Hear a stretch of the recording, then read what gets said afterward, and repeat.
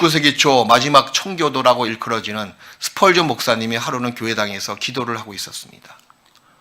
기도를 하고 있는데 그렇게 우는 거예요. 그래서 옆에 있는 분이 물어봤어요. 기도 끝난 다음에. 목사님, 왜 우셨습니까? 그러니까 스펄전 목사가 이렇게 답하는 겁니다. 예수님의 십자가를 생각해도 내 마음에 감격이 없으니 그런 내 자신이 너무 슬퍼서 울었다고. 예수님의 십자가의 도를 생각하면 마음이 뭉클뭉클하고 늘 감격해야 되는데 그런 마음에 올라오지 않는 자기 신세를 보니 너무 처량하고 슬프고 안타까워서 울었다고. 그럼 여러분들은 외적인 문제에 대해서 그렇게 슬퍼하고 우는 시간도 많이 가졌지만 진작 여러분의 속사람의 상태에 대해서는 얼만큼 슬퍼하셨고 얼만큼 안타까워하셨고 얼만큼 우셨습니까? 진짜 문제는 내적에 있는 거 아셔요? 자기 속에 있는 거 아셔요? 교회에 있는 것도 아니고 어떤 형제에게 있는 것도 아니에요. 형제가 밉다고요? 그 형제가 잘못했다고요? 아닙니다. 자기 속에 그 허물까지 덮어줄 수 있는 사랑이 없는 거예요, 사실은. 사랑이 없음에 대해서는 얼만큼 자기 스스로가 비판해 오셨습니까? 사랑이 없는 자기 속사람의 영적인 상태에 대해서 얼만큼 슬퍼하셨습니까? 구원받은 즐거움이 언제부터인가 식어졌습니다. 거기에 대해서 여러분들은 얼만큼 회개했으며 얼만큼 눈물로써 그 슬픔을 달랬습니까? 가장 아름다운 신앙의 모습은요, 늘 구원에 대해서 감격하는 모습이에요. 그것이 인생 전부입니다, 저는. 내 인생 속에서 구원이 빠지면 무슨 쓸모가 있겠어요? 쓸모없는 헌식장처럼 말입니다. 내 인생에서 복음이 빠지면 그 인생 무슨 소용이 있겠어요? 무슨 기쁨이 있겠습니까? 무슨 소망이 있겠어요? 고대하고 기대할 것이 무엇이 있겠어요? 복음이 없다면. 구원받지 않았으면 이런 행복을 우리가 맛이나 받겠습니까? 우리는 얼마나 과연 구원받았다는 사실에 감사했으며 얼마나 감격해 하셨습니까?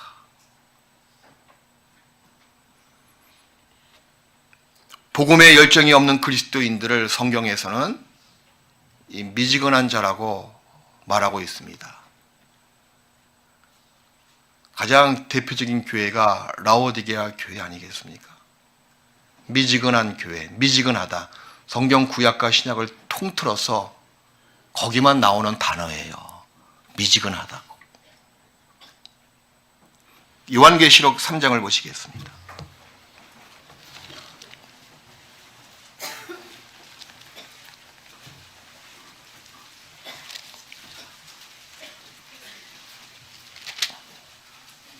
요한계시록 3장 15절부터 요한계시록 2장 3장에는 그 시대 초대 교회 시대에 7개의 교회를 언급하고 있습니다. 예수님께서 쭉 칭찬과 책망을 쭉 열거하시는 내용으로 나와 있는데 유일하게 라오디게아 교회는 칭찬이 없는 교회예요. 혹 여러분의 신앙이 라오디게아 교회의 신앙으로 지금 바뀌고 있는 거 아니겠어요? 빌라델비아 교회 가장 부자라고 이야기했습니다. 예수님 보시기에는. 칭찬에 거듭하는 교회가 빌라델비아 교회예요. 근데 바로 완전히 극과 극 아닙니까? 가장 칭찬이 없는 교회가 그 뒤에 바로 등장한다는 사실에 우리는 관심을 가지고 봐야 된다는 거예요. 이게 마지막 시대의 교회거든요. 거기 15절부터 제가 쭉 읽어드릴게요. 복음에 열정이 없는 그리스도인, 하나님 보시기에는 라오디게아 교회의 책망을 통해서 우리 자신을 한번 경계와 교훈을 받아볼 필요성이 있습니다. 14절부터 라오디게아 교회의 사자에게 편지하기를 아멘이시여 충성되고 참된 증인이시여 하나님의 창조의 근본이신 이가 가라사대 내가 예수님이시죠? 너의 행위를 아노니 다 아신다는 거예요. 네가 차지도 아니하고 더없지도 아니하도다. 네가 차든지 더없든지 하기를 원하노라. 주님께서는 이 교회를 책망하시면서 차지도 아니하고 더없지도 아니한다. 하나를 딱 택해라 그 얘기예요. 이 차다 얘기는 뭐냐면 구원받지 못한 상태입니다. 아니 네가 구원받지 못한 사람이라든지 아니 확실하게 구원받았으면 뜨겁게 살아가든지 한쪽을 선택하라 그 얘기예요. 차든지 덥든지 하기를 원한다고 말씀하셨잖아요. 이 라오디게아 교회를 제가 가봤더니요. 북쪽으로 약 10km 이상 떨어진 곳에 아주 뜨거운 온천수가 나오는 히에라볼레라는 그런 지역이 있습니다. 그 온천수가 11km 위에 쫙 용서섬쳐요. 그래서 관광지 이름이 파묵갈레라고 터키의 3대 명소입니다. 석회질이 많이 있는 온천수거든요. 그것이 터져가지고 뜨거운 물이 쭉 11km 쭉 흘러내려오니 라오디게아 지역에 오면 그 물이 미지근하게 바뀌어 있는 거예요. 예수님은 그 지역 특성을 정확히 알고 있기 때문에 이렇게 말씀하시는 겁니다. 그 광물질이 워낙 많이 섞여 있는 터라 그 먹을 수가 없습니다. 먹으면 속이 메스꺼워지고요. 토할 수밖에 없는 거예요. 근데 그것이 안약에 좋대요. 안약에. 그래서 라오디게아 그 마을이 고대로부터 로마 시대부터 의학이 발달될 수밖에 없고 또 눈 치료에는 아주 그 물이 최고라고 이야기합니다. 그러니 미지근하다 이 말이 딱 맞는 거예요. 전혀 복음을 받아들이지 않는 사람들, 하나님을 대적하는 사람들, 하나님 보시기에는 아주 차가운 사람들이에요. 근데 구원받은 사람이 뜨거운 사람, 신앙의 열정, 복음의 열정을 갖고 있는 사람, 뜨거운 사람이거든요. 그래서 주님은 전적으로 세상을 사랑하든지 아니면 주님을 사랑하든지 둘 중 하나를 선택하라고 단호하게 말씀하고 계시는 겁니다. 둘 다 섬길 수는 없거든요. 그러면서 16절에 내가 이같이 미지근하여 더없지도 아니하고 차지도 아니하니 내 입에서 너를 토하여 내치리라. 이 미지근하다 이 표현은 신약 성경에서 오직 여기에만 사용되는 표현인데요. 여기서 세 가지 그리스도인들의 영적인 상태를 볼 수가 있습니다. 처음 차가운 상태, 두 번째 뜨거운 상태, 세 번째 미지근한 상태. 아예 차갑든지 더없든지 하라 그 얘기는 불신자와 구원받은 사람을 딱 구별시키는 모습이었죠. 그 다음에 차갑든지 더없든지 또 미지근한 상태, 혹 구원받은 사람 안에서도 이런 모습의 상태가 나올 수가 있습니다. 사도 바울을 보십시오. 처음에는 하나님을 향해서 그리스도 예수를 향해서 얼마나 냉담한 상태였었습니까?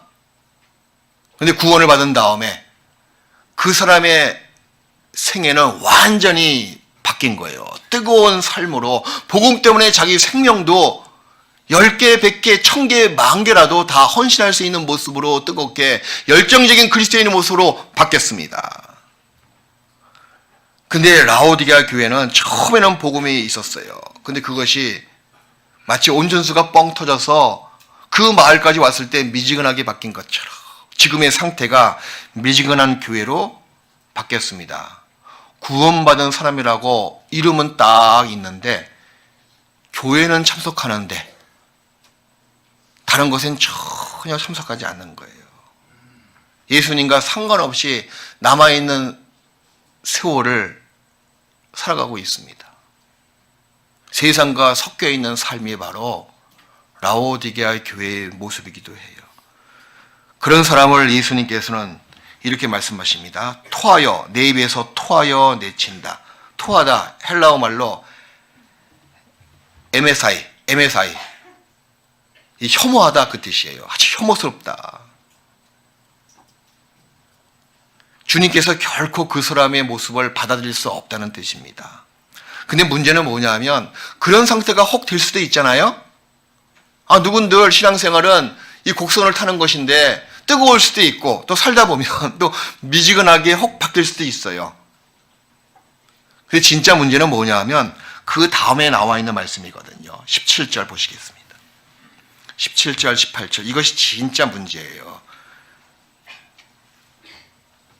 내가 말하기를 나는 부자라 부유하여 부족한 것이 없다 하나 내 공고한 것과 가련한 것과 가난한 것과 눈먼 것과 벌거벗은 것을 뭐요? 이게 문제라니까. 알지 못하는 것이 문제예요. 알지 못하는도다. 도리어 알지 못하는 것은 말할 것도 없고 오해하고 있지 않습니까? 자기의 영적인 상태에 대해서 완전히 하나님의 시각과 틀린 자기의 시각을 갖고 있는 거예요. 나는 부자라 부유하여 부족한 것이 없다 하나. 물론 라오디게아 그 도시는 정말 지금부터 1900년 전까지 가장 부유한 도시였었어요. 화산 폭발이 있기 전까지 로마 식민지 도시 중에서 가장 부유한 도시였었습니다. 거기에 상당한 부자들이 많이 있었거든요. 이 교회 사람들은 육신적으로 아주 부유한 것이 차고 넘쳤습니다. 도리어 두 번째 교회 소모나 교회 얼마나 궁핍했습니까? 그죠? 궁핍과 환난도 주님께서는 아신다고 말씀하셨거든요. 내가 네 궁핍을 아노니 실상은 부유한 자라. 그렇게 답하신 그 교회가 소모나 교회고 도리어 라오디게아 교회는 네 부유한 것을 너는 부유하다고 이야기하지만 사실 너의 몰골을 보니 영적인 상태를 보니 부유한 것이 아무것도 없다. 가장 헐벗었고 옷을 벗었다 그 얘기예요. 가난했고 눈 멀었고 그것을 내가 너의 상태를 내가 안다고 예수님께서 말씀하시는 겁니다. 주님이 보실 때는 공고하고 가련하고 가난하고 눈 멀고 벌거벗은 사람들이라고 말씀하시는 거예요. 근데 놀라운 것은 라오디게아 사람들은 그 반대 아닙니까? 부자라고 부유한 사람이라고. 이렇게 형격하게 시각이 틀릴 수가 있겠어요 어디? 근데 라오디게아의 교회, 지금 존재하고 있는 교회의 모습이기도 해요.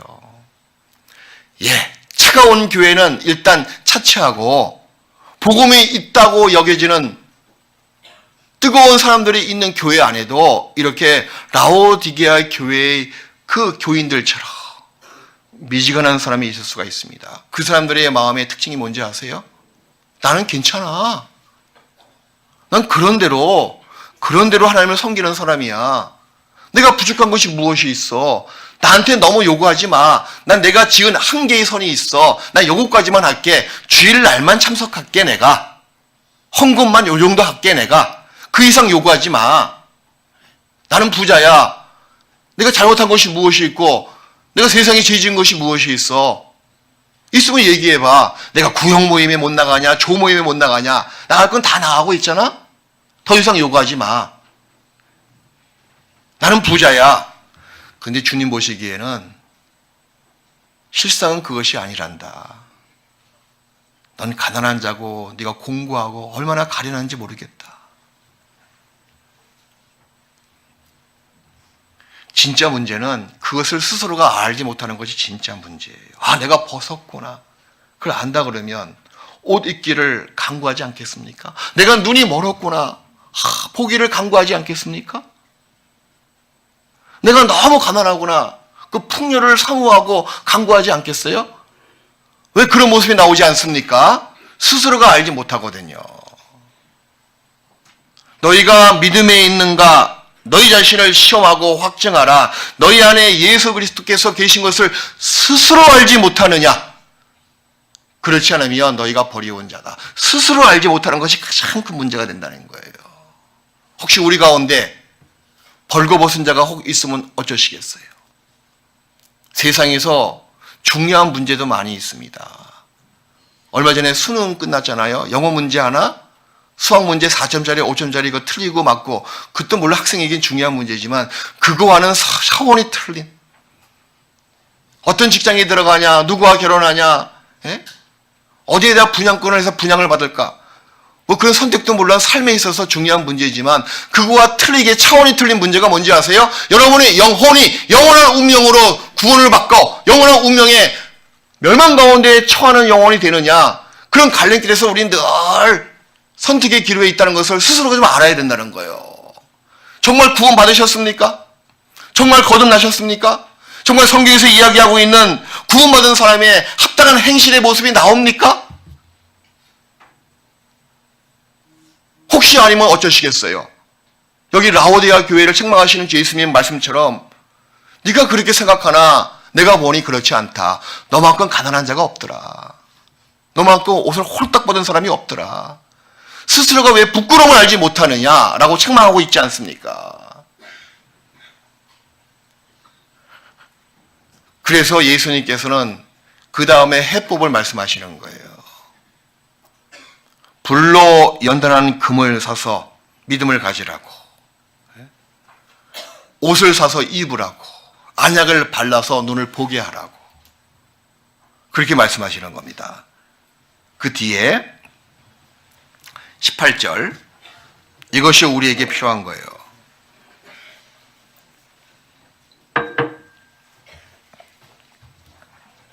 내가 너를 권하노니, 내게는 누굴까요, 그럼? 예수님이시거든요. 불로 연단한 금을 사서, 이 금은 믿음이에요. 믿음은 예수님과 직접적으로 관계가 있고 믿음을 주시는 분은 예수님밖에 없거든요.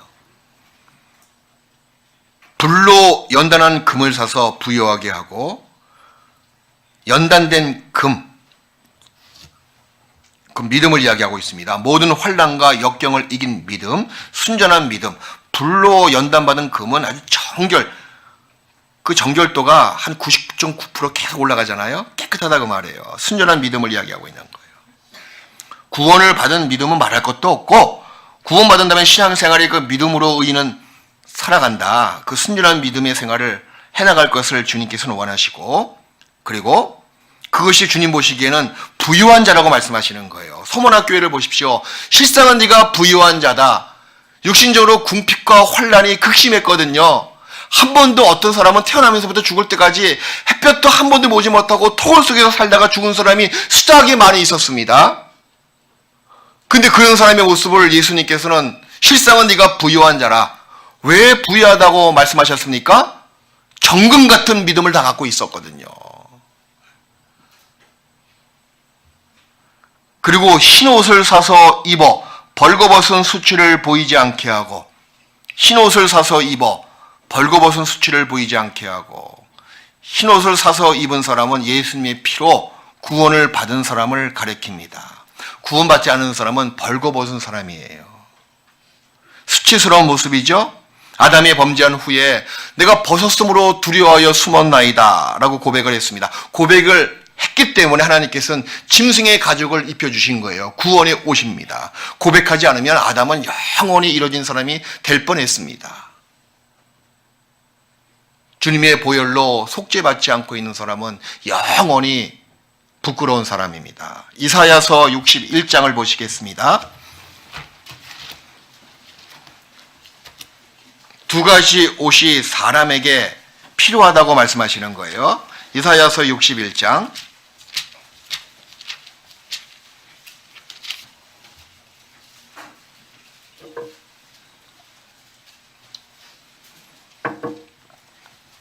61장 10절을 보시겠습니다. 이사야서 61장 10절, 네, 같이 읽읍시다.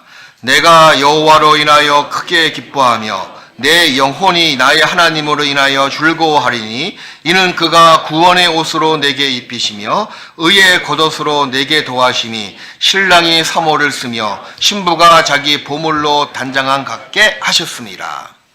여기 구원의 옷이 나와 있고 의의 겉옷이 나와 있는 거예요. 의의 겉옷이면 구원의 옷은 속옷이잖아요. 속옷을 입고 그 다음에 겉옷을 입는 것이 옷을 입는 순서 아니겠어요? 가끔 바쁘다 보면 와이셔츠 입기 전에 넥타이부터 매는 사람이 있어요. 이게 뭐야? 제가 옛날에 한번 그랬습니다. 막 중국 선교하다가 도망칠 일이 생겼거든요. 도망치는데 경황이 없으니까 나오긴 나왔어. 나오다 보니까 와이셔츠를 안 입고 넥타이 맸어요, 그냥. 그럴 순 없잖아요, 그죠? 마찬가지입니다. 의의 겉옷을 입기 전에 반드시 구원의 속옷을 입으셔야 된다는 거예요. 네? 구원의 옷을 입는다. 옷은 바로 벌거벗은 수치를 가려주는 역할을 하고 있습니다. 의의 겉옷은 뭡니까? 구원받은 사람이 의롭게 살아가는 자기 신앙생활의 모든 모습을 보여주고 있는 거예요. 이 두 가지 옷을 계속 입어야 돼요. 구원의 속옷은 갈아입을 필요가 없지만 의의 겉옷은 계속 빨고 갈아입을 필요성이 있습니다. 혹시 우리 가운데 구원의 속옷을 입지 않고 의의 겉옷만 지금 입고 있는 사람이 있습니까? 쓸데없는 거예요.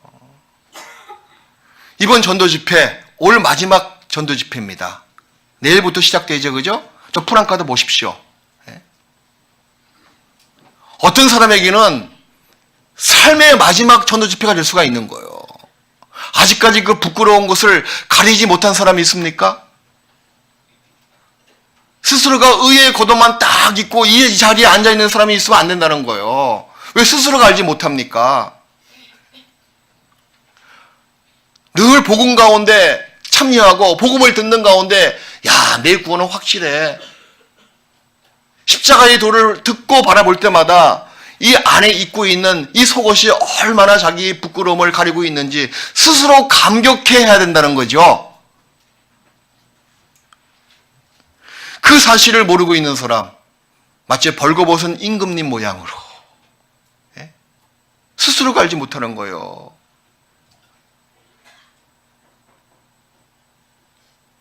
구원의 속옷이 너무나 중요합니다.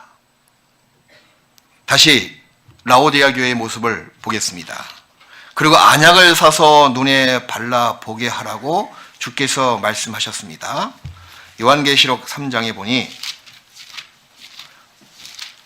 의의 겉옷도 있고 불로 연단한 금을 사서 부여하게 하고 흰옷을 사서 입어 벌거벗은 수치를 보이지 않게 하고 그 다음에 안약을 사서 눈에 발라 보게 하라. 성경 말씀이 안약입니다. 이 말씀은 안약을 사서 눈에 발라 보게 하라. 이 말씀은 구원받지 못한 사람에게 적용되는 말씀이기도 해요. 성경 말씀 듣다 보면 자기 영혼에 탁 껍질이 싹 벗겨지고 그리고 진짜 믿는 마음으로 십자가가 딱 보이거든요. 마치 안약을 딱 발랐을 때 눈이 환하게 보이는 것처럼 복음의 그 진수가 자기 마음에 탁 깨달아진다는 거예요. 구원받지 못한 사람에게 구원의 복음으로 안약을 설명드릴 수도 있습니다. 또 구원받은 이후에도 마찬가지예요. 참 보면 어떤 사람들은 아직까지 이게 뭔가 깨이지 않는 사람이 있거든요. 이게 눈이 밝지가 않아. 멀리 못 봐. 그 시대의 징조를 분별할 수가 없어. 뭐가 더럽고 뭐가 깨끗하고 뭐가 귀중하고 뭐가 귀중치 않은지 그걸 구별하지 못하는 사람이 있습니다. 그런 사람들에게, 그런 구원받은 사람들에게 말씀을 계속 들려드리면 이 말씀이 안약이거든요. 그럼 드디어 환히 보이는 거예요. 아, 이것이 중요한 거구나. 이것을 위해서 내가 남은 삶을 내가 투자해야 되겠다. 이것이 정말 귀중한 거구나. 아, 이건 쓸데없는 거구나. 이것이 나의 불행의 시초가 됐던 일들이었구나. 이것은 내가 왜 그동안 내 인생을 투자했을까, 낭비했을까. 안약을 딱 바르면 눈이 환히 보여서 사물의 실체가 적나라하게 다 드러나는 것처럼 말씀을 듣다 보면요, 우리 영혼에 안약을 바른 거나 마찬가지예요. 그러면 이 영혼이 밝게 됩니다. 그 진정한 영원한 것이 무엇이고 신령한 것이 무엇이고 하나님 보시기에 가장 기쁨을 드리는 것이 무엇인지가 정확하게 선명하게 보이거든요. 그게 보이면 그게 자기 삶의 표대가 되고 그것을 위해서 자기 모든 마음, 자기 몸, 자기 시간, 자기 물질 다 거기에 집중해서 투자할 수가 있는 거예요. 그걸 주께서 원하십니다. 시편 19편을 보시겠습니다. 그래서 말씀이 안약입니다. 시편 19편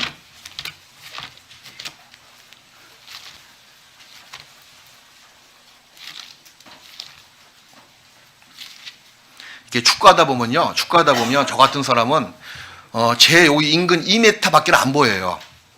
일단 제가 공을 잡잖아요. 죄송합니다. 축구 얘기해서. 공을 잡으면 이상하게 눈이 가려져가지고 요 2m밖에 안 보여. 근데 축구 잘하는 걸 보니까 저기 뭐 몇십 미터 끝까지 다 보이길래 패스를 하지 않습니까?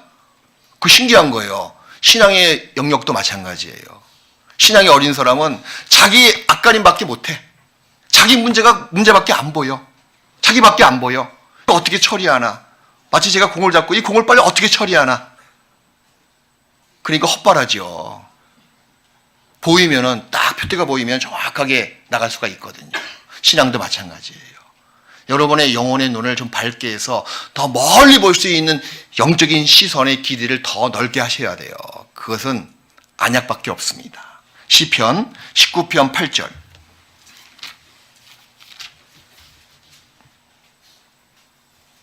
축구는 못해도 상관이 없어요. 그죠? 근데 신앙의 그 길이는 좀 넓게 밝게 꼭 만들어야 됩니다. 시편 19편 8절 같이 읽읍시다.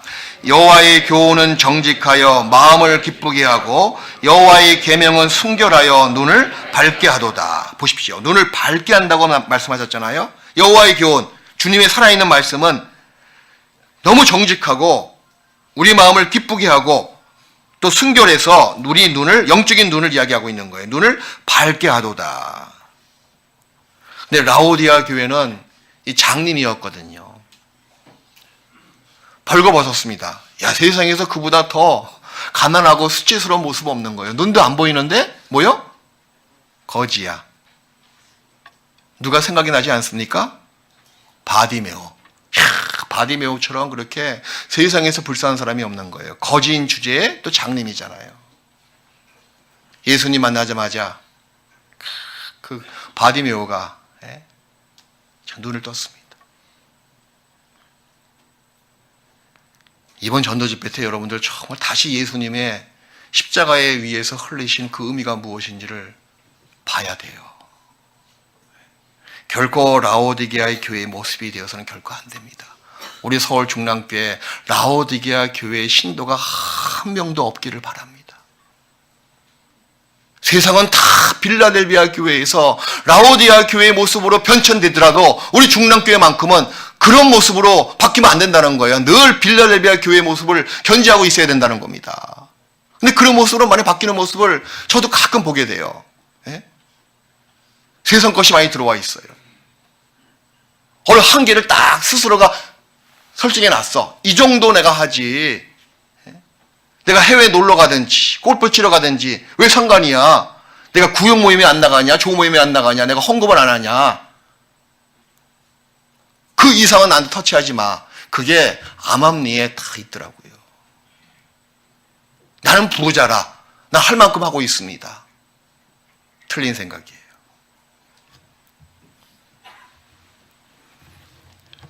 그래서 이왕 인생 신앙생활 한 번이잖아요. 두 번 다시 없는 기회거든요. 저는 신앙생활을 할 수 있는 그 기회가 있으면 너무 감사해요. 자격도 없는 사람이 주님을 위해서 살 수 있는 신앙의 생활을 할 수 있는 자격을 주신 거 얼마나 감사해요. 나 같은 사람이. 한갓 볼품없는 사람이 구원을 받아서 주님의 이름을 드높이게 할 수가 있고 주님을 영화롭게 만들 수 있는 그 자격을 주심에 얼마나 감사해요. 그런 기회가 있으면 또 얼마나 감사해요. 나 같은 사람이. 이런 아주 금쪽보다 더 좋은 이 시간, 그 기회를 헛되게 결코 우리가 소진해서는 안 됩니다. 세상에서는 육신적으로 좀 실패하더라도 영적으로는 부자가 돼야 된다는 거예요. 하나님의 일에 그 십자가의 도를 우리 삶 속에서 가장 빛나게 뜨겁게 만들어야 되겠습니다.